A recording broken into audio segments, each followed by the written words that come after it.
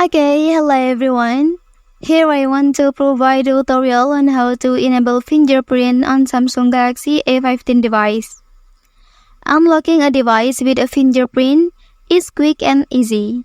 You don't have to remember password or patterns, and you can unlock your device with just a touch of your finger. Okay, and then how to do that on this device? Let's go to the tutorial. The first thing you should know is that you must enable the security feature on your device, whether it is a PIN, password, or pattern. Okay, first thing first, you have to go to the settings menu on your device.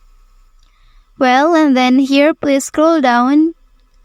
After that, you can select lock screen menu. And then in this page, you can choose screen lock type. After that, you can enter your passcode. Okay, and then you can select fingerprint option at the bottom. And then you can click continue.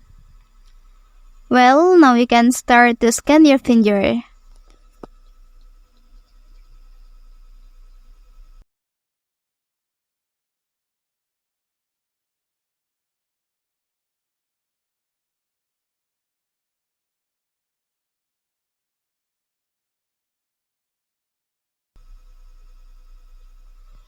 Okay, after finishing, you can click done here.